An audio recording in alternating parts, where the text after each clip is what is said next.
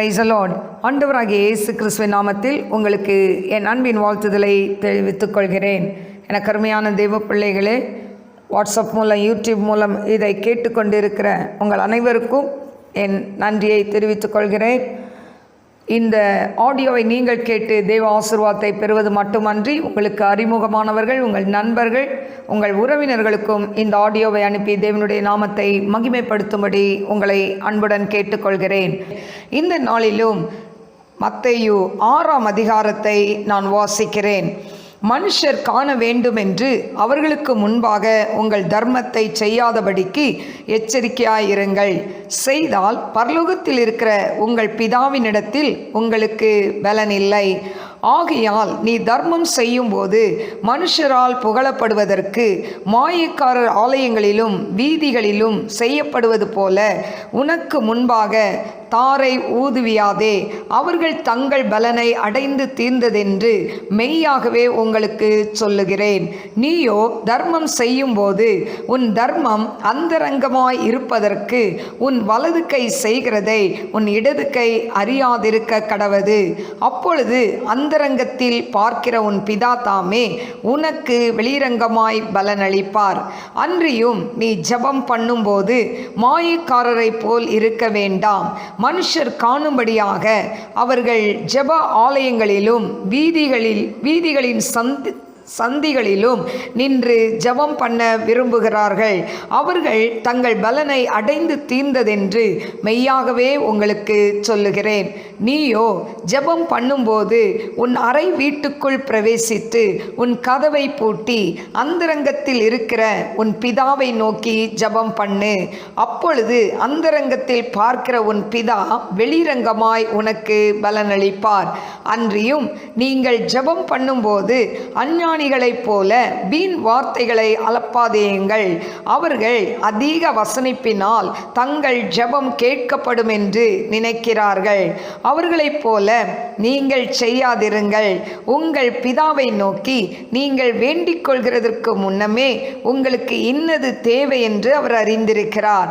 நீங்கள் ஜெபம் பண்ண வேண்டிய விதமாவது, பரமண்டலங்கள் இருக்கிற எங்கள் பிதாவே, உம்முடைய நாமம் பரிசுத்தப்படுவதாக, உம்முடைய ராஜ்யம் வருவதாக, உம்முடைய சித்தம் பரமண்டலத்திலே செய்யப்படுகிறது போல பூமியிலும் செய்யப்படுவதாக. எங்களுக்கு வேண்டிய ஆகாரத்தை இன்று எங்களுக்கு தாரும். எங்கள் கடனாளிகளுக்கு நாங்கள் மன்னிக்கிறது போல எங்கள் கடன்களை எங்களுக்கு மன்னியும். எங்களை சோதனைக்குட்பட பண்ணாமல் தீமை நின்று எங்களை ரட்சித்துக் கொள்ளும். ராஜ்யமும் வல்லமையும் மகிமையும் என்றென்றைக்கும் உம்முடையவைகளே, ஆமேன் என்பதே. மனுஷருடைய தப்பிதங்களை நீங்கள் அவர்களுக்கு மன்னித்தால் உங்கள் பரமபிதா உங்களுக்கும் மன்னிப்பார். மனுஷருடைய தப்பிதங்களை நீங்கள் அவர்களுக்கு மன்னியாதிருந்தால் உங்கள் பிதா உங்கள் தப்பிதங்களையும் மன்னியாதிருப்பார். நீங்கள் உபவாசிக்கும் போது மாயக்காரரை போல முகவாடலாய் இராதேயுங்கள். அவர்கள் உபவாசிக்கிறதை மனுஷர் காணும் பொருட்டாக தங்கள் முகங்களை வாட பண்ணுகிறார்கள். அவர்கள் தங்கள் பலனை அடைந்து தீர்ந்ததென்று மெய்யாகவே உங்களுக்கு சொல்கிறேன். நீயோ உபவாசிக்கும் போது அந்த உபவாசம் மனுஷர்களுக்கு காணப்படாமல் அந்தரங்கத்தில் இருக்கிற உன் பிதாவுக்கே காணும்படியாக உன் தலைக்கு எண்ணெய் பூசி உன் முகத்தை கழுவு. அப்பொழுது அந்தரங்கத்தில் பார்க்கிற உன் பிதா உனக்கு வெளிரங்கமாய் பலனளிப்பார். பூமியிலே உங்களுக்கு பொக்கிஷங்களை சேர்த்து வைக்க வேண்டாம். இங்கே பூச்சியும் துருவும் அவைகளை கெடுக்கும். இங்கே திருடரும் கன்னமிட்டு திருடுவார்கள். பரலோகத்திலே உங்களுக்கு பொக்கிஷங்களை சேர்த்து வையுங்கள். அங்கே பூச்சியாவது துருவாவது கெடுக்கிறதும் இல்லை. அங்கே திருடர் கன்னமிட்டு திருடுகிறதும் இல்லை. உங்கள் பொக்கிஷம் எங்கே இருக்கிறதோ அங்கே உங்கள் இருதயமும் இருக்கும். கண்ணானது சரீரத்தின் விளக்காய் இருக்கிறது. உன் கண் தெளிவாய் இருந்தால் உன் சரீரம் முழுவதும் வெளிச்சமாய் இருக்கும். உன் கண் கெட்டதாய் இருந்தால் உன் சரீரம் முழுவதும் இருளாய் இருக்கும். இப்படி உன்னில் உள்ள வெளிச்சம் இருளாய் இருந்தால் அவ்விருள் எவ்வளவு அதிகமாய் இருக்கும். 2 எஜமான்களுக்கு ஊழியம் செய்ய ஒருவனாலும் கூடாது. ஒருவனை பகைத்து மற்றவனை சிநேகிப்பான், அல்லது ஒருவனை பற்றி கொண்டு மற்றவனை அசட்டை பண்ணுவான். தேவனுக்கும் உலக பொருளுக்கும் ஊழியம் செய்ய உங்களால் கூடாது. ஆகையால் எண்ணத்தை எண்ணத்தை உண்போம், எண்ணத்தை குடிப்போம் என்று உங்கள் ஜீவனுக்காகவும், எண்ணத்தை உடுப்போம் என்று உங்கள் சரீரத்துக்காகவும் கவலைப்படாதிருங்கள் என்று உங்களுக்கு சொல்கிறேன். ஆகாரத்தை பார்க்கிலும் ஜீவனும், உடையை பார்க்கிலும் சரீரமும் விசேஷித்தவைகள் அல்லவா? ஆகாயத்து பட்சிகளை கவனித்து பாருங்கள். அவைகள் விதைக்கிறதும் இல்லை, அறுக்கிறதும் இல்லை, களஞ்சியங்களில் சேர்த்து வைக்கிறதும் இல்லை. அவைகளையும் உங்கள் பரமபிதா பிழைப்பூட்டுகிறார். அவைகளை பார்க்கிலும் நீங்கள் விசேஷித்தவர்கள் அல்லவா? கவலைப்படுகிறதினாலே உங்களில் எவன் தன் சரீர அளவோடே ஒரு முழத்தை கூட்டுவான்? உடைக்காகவும் நீங்கள் கவலைப்படுகிறது என்ன? காட்டு புஷ்பங்கள் எப்படி வளர்கிறது என்று கவனித்து பாருங்கள். அவைகள் உழைக்கிறதும் இல்லை, நூற்கிறதும் இல்லை. என்றாலும் சாலமோன் முதலாய் தன் சர்வ மகிமையிலும் அவைகளில் ஒன்றை போலாகிலும் உடுத்தி இருந்ததில்லை என்று உங்களுக்கு சொல்கிறேன். அற்ப விசுவாசிகளே, இன்றைக்கு இருந்து நாளைக்கு அடுப்பிலே போடப்படும் காட்டு புல்லுக்கு தேவன் இவ்விதமாக உடுத்துவித்தால் உங்களுக்கு உடுத்துவிப்பது அதிக நிச்சயம் அல்லவா? ஆகையால் எண்ணத்தை உண்போம், எண்ணத்தை குடிப்போம், எண்ணத்தை உடுப்போம் என்று கவலைப்படாதிருங்கள். இவைகளை எல்லாம் அஞ்ஞானிகள் நாடி தேடுகிறார்கள். இவைகள் எல்லாம் உங்களுக்கு வேண்டியவைகள் என்று உங்கள் பரமபிதா அறிந்திருக்கிறார். முதலாவது தேவனுடைய ராஜ்யத்தையும் அவருடைய நீதியையும் தேடுங்கள், அப்பொழுது இவைகளெல்லாம் உங்களுக்கு கூட கொடுக்கப்படும். ஆகையால் நாளைக்காக கவலைப்படாதிருங்கள். நாளைய தினம் தன்னுடையவைகளுக்காக கவலைப்படும். அந்தந்த நாளுக்கு அதினதின் பாடு போதும். எனக்கு அருமையான தெய்வ பிள்ளைகளே, இந்த மத்தேயு 6ஆம் அதிகாரத்தில் சொல்லப்பட்டிருக்கிறது. முதல் 3 வசனத்தை நாம் பார்ப்போம் என்று சொன்னால், அதாவது இன்றைக்கு தான தர்மம் செய்கிறோம், ஆனால் அது எப்படி செய்ய வேண்டும் என்று சொல்லப்பட்டு இருக்கிறது. எனக்கு அருமையான தெய்வ பிள்ளைகளே, மனிதர்கள் காணும்படியாய் நாம் தர்மங்களை செய்யாதபடிக்கு அந்தரங்கமாய் நாம் வலது கை செய்கிறதை இடது கை அறியாத அளவுக்கு நாம் செய்ய வேண்டும் என்று கர்த்தர் சொல்கிறதை நாம் பார்க்கிறோம். அதனால் இன்றைக்கு நாம் ஏழைகளுக்கு உதவுவது, மற்ற காரியங்கள் செய்வது, இல்லாவிட்டால் ஊழியங்களுக்கு, ஆலயங்களுக்கு நாம் செய்கிற காரியங்கள் அந்தரங்கமாய் இருக்க வேண்டும் என்று கர்த்தர் விரும்புகிறார். அது மட்டுமல்ல, ஜெபம் பண்ணும்போது எப்படி ஜெபம் பண்ண வேண்டும் என்று சொல்லப்பட்டிருக்கிறது. அநேகர் ஜெபம் என்று சொன்னால் அவர்களுக்கு தனியே ஜெபிக்கும் பொழுது ஜெபம் ஓடாது. ஆனால் ஆலயங்களில் ஜெபிக்கும் பொழுது பார்த்தீர்கள் என்று சொன்னால் மலையே பெயர்ந்து விழும்படி ஜெபிப்பார்கள். அநேகருக்கு வெளியில் நின்று ஜெபிக்க, மற்றவர்கள் நம்மை பார்க்க வேண்டும் என்று ஜெபிக்க அவர்களுக்கு ஆவல். எனக்கு அருமையான தேவ பிள்ளையே, ஆனால் அப்படிப்பட்ட ஜெபத்தை விட ஆண்டவர் சொல்றாரு 6ஆம் வசனம், நீயோ ஜெபம் பண்ணும்போது உன் அறை வீட்டுக்குள் பிரவேசித்து உன் கதவை பூட்டி அந்தரங்கத்தில் இருக்கிற உன் பிதாவை நோக்கி ஜெபம் பண்ண. அப்பொழுது அந்தரங்கத்தில் பார்க்கிற உன் பிதா வெளிரங்கமாய் உனக்கு பலன் அளிப்பார். எனக்கு அருமையான தெய்வ பிள்ளையே, அறை வீட்டுக்குள் பிரவேசித்து அப்படின்னு சொன்னா உங்களுடைய வீட்டு வாசல் கதவு ஒன்று, ஆனால் உன் இருதயமாகிய வாசலை பூட்ட வேண்டும். நீங்க எவ்வளவுதான் அறை வீட்டுக்குள்ள போய் நல்லா கதவை மூடி கிச்சன் இருந்தாலும் உங்களுடைய இருதய கதவு பூட்டப்படாவிட்டால், நீங்கள் ஜெபிக்கும் பொழுது உங்கள் இருதய நினைவுகள் இங்கிருந்து அமெரிக்காவுக்கு, இல்லாவிட்டால் எங்கே வேணாலும் தூர தேசத்துக்கெல்லாம் கடந்து போகும். நீங்கள் ஜெபிக்கும் போது பார்த்தீங்கன்னா நீங்கள் ஒன்று ஜெபிப்பீங்க, உங்கள் சிந்தனை ஒரு பக்கம் சதுரிக்கிட்டே இருக்கும். ஆனால் எனக்கு அருமையான தேவ பிள்ளையே, உன் அறை வீட்டுக்குள்ளே என்ன பண்ணு, உன் அறை வீட்டு கதவை பூட்டு. உன் அறை வீட்டுக்குள் பிரவேசித்து உன் கதவை பூட்டி, உன் இருதய கதவை முதலாவது பூட்டு. அப்போ ஆண்டவர்கிட்ட சொல்லணும், ஆண்டவரே நான் உடைய சமூகத்தில் வந்திருக்கிறேன், என் இருதய கதவை பூட்டுங்கப்பா. இந்த இருதயம் வேண்டாதெல்லாம் சிந்திக்கக்கூடாது, வேண்டாதெல்லாம் நினைக்கக்கூடாது, இப்போ உண்மையே நினைக்க எனக்கு கிருபை தாங்கன்னு சொல்லி முதலாவது அந்த இருதய கதவை பூட்டி அந்தரங்கத்தில் இருக்கிற நம் பிதாவை நோக்கி ஜெபம் பண்ணும்போது ஆண்டவர் நிச்சயமாய் பதில் கொடுப்பார். எனக்கு அருமையான தெய்வ பிள்ளைகளே, இந்த ஜெபம் பண்ணுகிற விதத்தை ஆண்டவர் சொல்கிறார். 7ஆம் வசனத்திலிருந்து 13ஆம் வசனம் வரைக்கும் ஆண்டவர் ஒரு மாடலை எழுதி கொடுத்துட்டு போயிருக்கிறார், எப்படி ஜெபிக்க வேண்டும் என்று சொல்லி. இன்னைக்கு இது ஒரு பாரம்பரியமாக இந்த ஜெபத்தை நம்ம செய்துட்டு இருக்கிறோம், சடங்காச்சாரமாக செய்துட்டு இருக்கிறோம். ஆனால் இதை உணர்ந்து இதை சொன்னால் பரவாயில்ல, உணர்ந்து சொல்ல வேண்டும். யார் சொல்ல முடியும் என்று சொன்னால் ரட்சிக்கப்பட்டவர்கள், ஆண்டவருடைய பிள்ளைகள் மட்டும்தான் இந்த ஜெபத்தை கட்டாயம் சொல்ல முடியும். ஏன் என்று சொன்னால் அதில் பாருங்கள், நீங்கள் ஜெபம் பண்ண வேண்டிய விதமாவது பரமண்டலங்கள் இருக்கிற எங்கள் பிதாவே. அப்போ எங்கள் பிதாவே என்று சொல்லும் பொழுது ஒரு அப்பாவுக்கும் அதாவது பிள்ளைக்கும் உள்ள உறவை இந்த இடத்தில் நாம் பார்க்கிறோம். எனக்கு அருமையான தெய்வ பிள்ளை, நம்முடைய ராஜ்யம் வருவதாக, ஆண்டவருடைய வருகை சமீபமாக இருக்கிறது. ராஜ்யம் வருவதாக ஜெபிக்கிறோம், ஆனால் ஆண்டவருடைய வருகைக்கு நாம் ஆயத்தமாக இருக்கிறோமா என்று சற்று யோசித்து பாருங்கள். அதே போல எங்களுக்கு வேண்டிய ஆகாரத்தை இன்று எங்களுக்கு தாரும் என்று சொல்லி கேட்கிறோம். எனக்கு அருமையான தெய்வ பிள்ளையே, இன்றைக்கு வீட்டு நிறைய பொருள்களை வைத்து கொண்டு ஆண்டவரே இன்று எங்களுக்கு வேண்டிய ஆகாரத்தை தாரும் என்று சொல்லி கேட்பது அல்ல. எனக்கு அருமையான தெய்வ பிள்ளையே, இன்றைக்கு ஆண்டவரே எனக்கு ஆவிக்குரிய மன்னாவை தாங்கப்பா. இன்னைக்கு நீங்க என்ன வசனம், என்ன ஆவியானவர் என்னோட என்ன பேசுவீங்க, இப்படி கேளுங்க. இன்னைக்கு வேண்டிய ஆகாரம், நான் ஆவிக்குரிய வாழ்க்கையில வளர்றதுக்கு ஆகாரத்தை கொடுங்க. ஏன்னா உலகப்பரமா வளர்றதுக்கு நம்ம வீட்டில் நிறைய ஸ்டோர் பண்ணி வச்சிருக்கிறோம். ஸ்டோர் பண்ணி வச்சதை இன்னைக்கு ஆகாரம் நம்ம தேவை ஆண்டவர்கிட்ட கேட்கணும். அதே போல நம்முடைய ஆத்ம தேவை, ஆன்மீக தேவை, ஆண்டவர் சமூகத்தில் ஏசப்பா இன்னைக்கு எனக்கு என்ன மன்னா வச்சிருக்கிறீங்க, இந்த வசனமாகிய மன்னாவை எனக்கு ஆசீர்வதித்து கொடுங்க அப்படின்னு ஆண்டவர்கிட்ட கேட்கணும். எங்கள் கடனாளிகளுக்கு நாங்கள் மன்னிக்கிறது போல. அப்போ இன்னைக்கு நம்ம மன்னிக்கிறோமா, மற்றவங்களை மன்னிக்கிறோமா?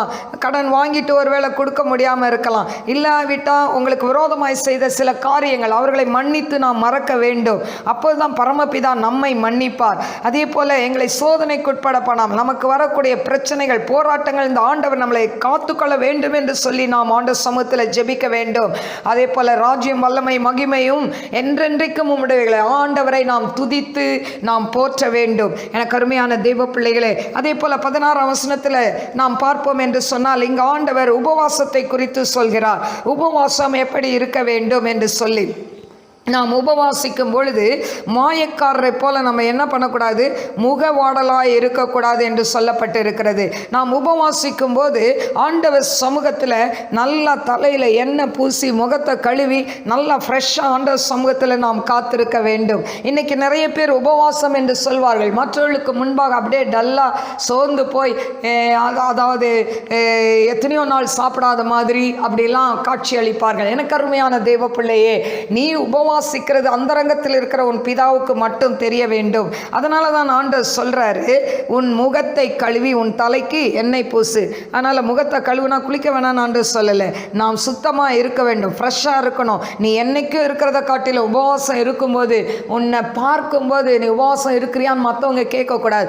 அப்படிப்பட்ட ஒரு பிரகாசத்தை, அப்படிப்பட்ட ஒரு கிருபையை தேவனிடத்தில் நாம் கேட்க வேண்டும். நம்மால் முடியாதது, ஆனால் தேவனால் முடியும். ஆண்டவர்கிட்ட அந்த கிருபையை கேட்கணும். ஆண்டவரே, ஏன் பலத்தால் உபவாசிக்க முடியாது ஆண்டவரே, என்னுடைய சுய பலத்தால் முடியாது ஆண்டவரே. நீங்கள் பாருங்க, ஒரு நாள் சாப்பிடாம இருந்து பாருங்க, கட்டாயம் இருக்க முடியாது. ஏன்னா நம்ம மாம்சத்தில் எடுக்கிற முடிவுகள் அதில் கைக்கூடி வராது. ஆனால் தேவ சமூகத்தில் தேவனை சார்ந்து, ஆண்டவரே எனக்கு பலன் இல்லைப்பா, உம்முடைய பலனை எனக்கு தாங்கப்பா. இன்னைக்கு நிறைய பேர் சொல்கிறோம்ல, எனக்கு சுகர் இருக்குது, பிபி இருக்குது, அது இருக்குது, இது இருக்குது, என்னால் ஃபாஸ்டிங் பண்ண முடியாது, ஒரு நேரம் சாப்பிடாட்டா தலை சுற்றிடும் அப்படிலாம் சொல்கிறோம்ல.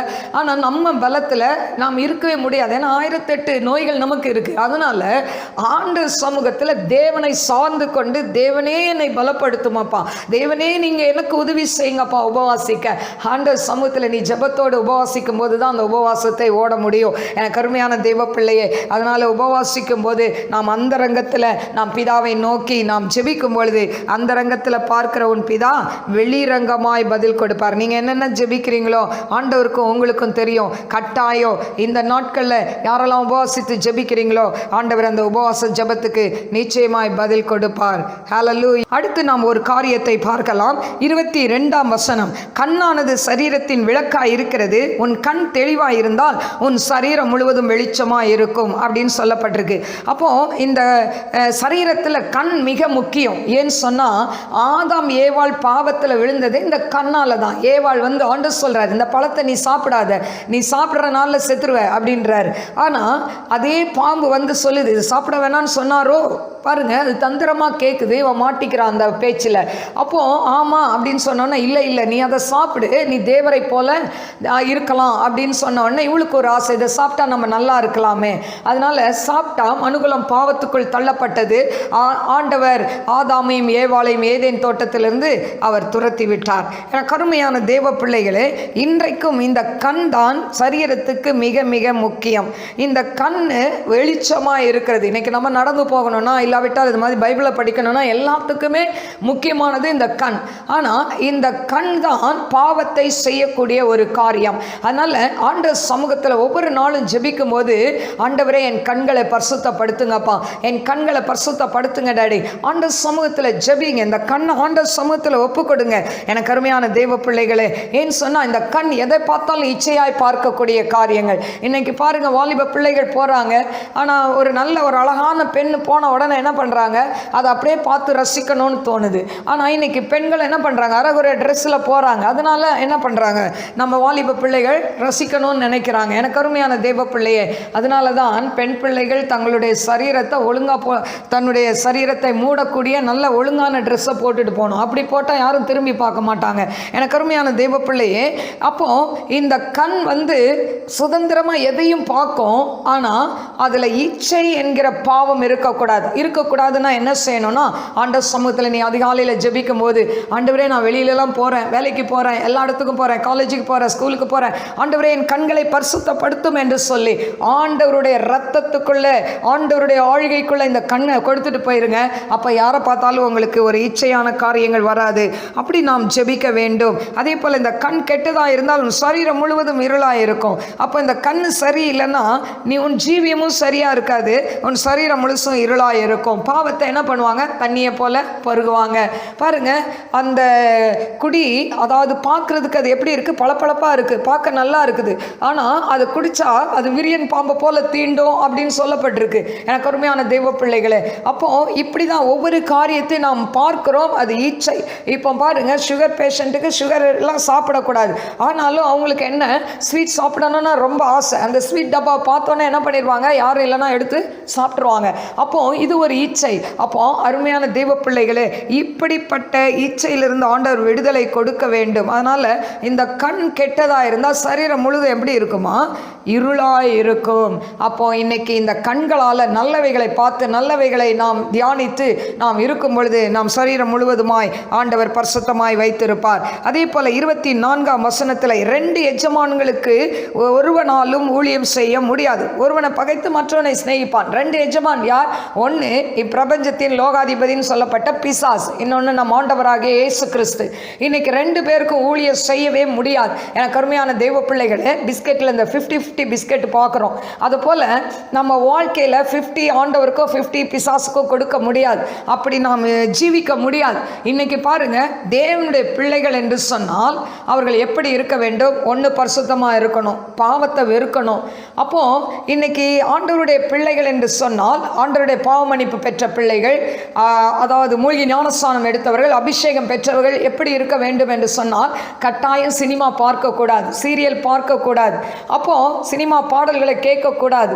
அதே போல் இன்றைக்கு அதாவது ட்ரிங்க்ஸு, மதுபானத்தை தொடக்கூடாது, சிகரெட்டை தொடக்கூடாது. இப்படி அநேக சட்ட திட்டங்கள் இருக்குது. எனக்கு அருமையான தேவ பிள்ளைகளை, இல்லை நான் இதெல்லாம் செய்வேன், ஆண்டவரையும் தேடுவேன் அப்படின்னு சொன்னால் உண்மையிலே நீ என்ன பண்ண முடியாது, ஆண்டவருக்கு பிரியமாக இருக்க முடியாது. அப்போ 2 எஜமான், ஒன்று கத்தர் வேணும்னா கத்தர் இடத்துல போயிடணும், சாத்தான் வேணும்னா சாத்தான் இடத்துல சார்ந்துடணும். 2 பேரையும் நீங்கள் கூப்பிட்டீங்கன்னா நீங்கள் ஆபத்து நேரத்தில் ஆண்டவர் சொல்கிறார், உங்களுக்கு நான் அந்த ஆபத்து நேரத்தில் கூப்பிடும்போது ஆகடியம் பண்ணுவேன்னு சொல்கிறார்.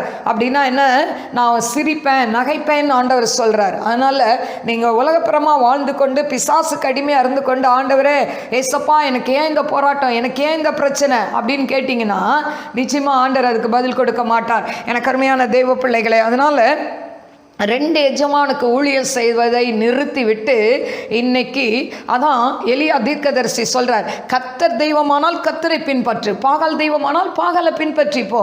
2 அதாவது எது மட்டும் 2 நினைவுகளால் குந்தி குந்தி நடப்பீர்கள் என்று 1 ராஜாக்களில் சொல்லப்பட்டிருக்கிறதை நாம் பார்க்கிறோம். எனக்கு அருமையான தெய்வ பிள்ளையே, இன்னைக்கும் நீ ஆண்டவருக்கு உலகத்துக்கு எத்தனை நாள் அப்படி நடந்து கொண்டு இருப்பீங்க.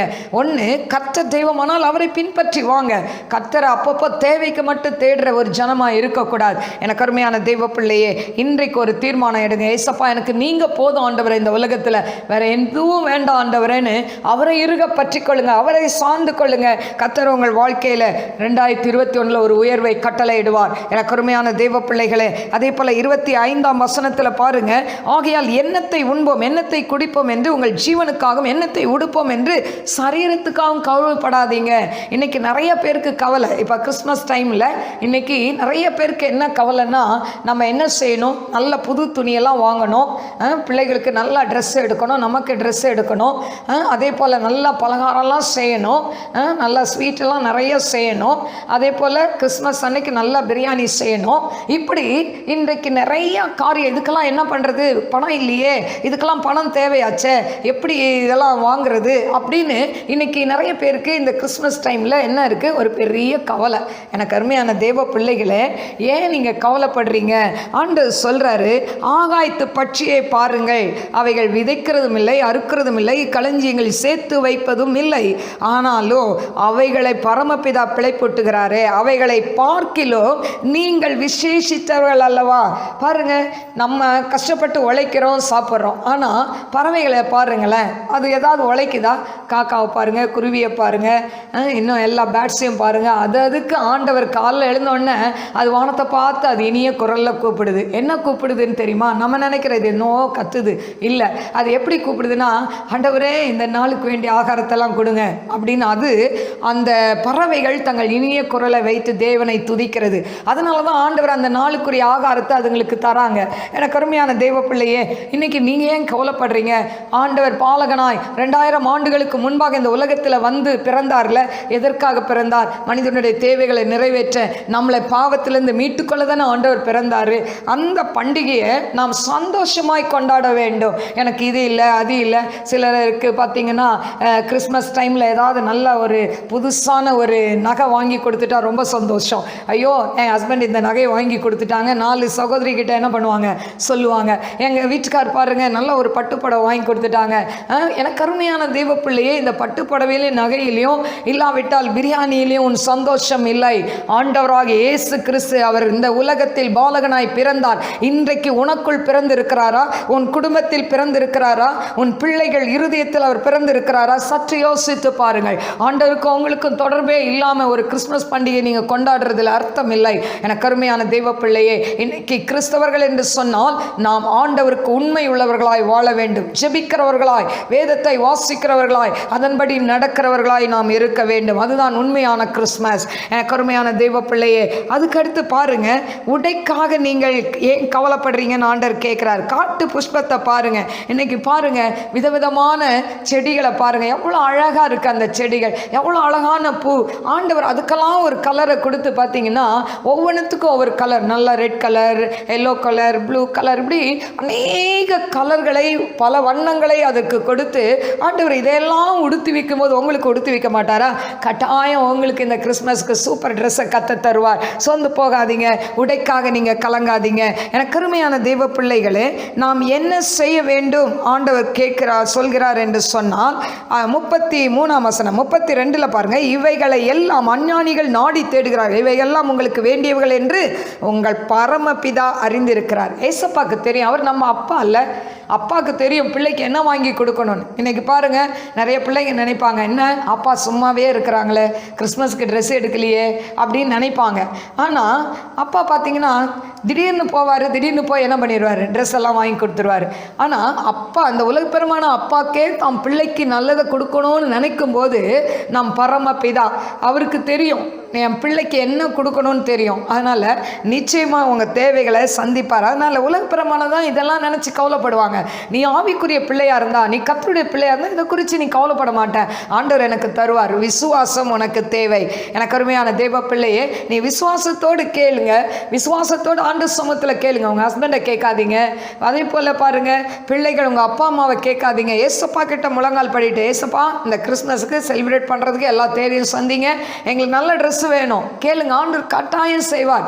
அதை விட்டுட்டு உங்கள் அப்பாவை தொந்தரப்படுத்துதோ இல்லாவிட்டால் சகோதரிகள் உங்கள் ஹஸ்பண்டை தொந்தரப்படுத்த ஏற்படுத்துறதோ தேவையில்லாத ஒரு காரியம். தேவ சமூகத்தில் நீங்கள் ஜெபித்தா போதும். நீங்கள் விசுவாசத்தோடு எதையெல்லாம் கேட்குறீங்களோ அதையெல்லாம் கர்த்தர் கொடுப்பார்.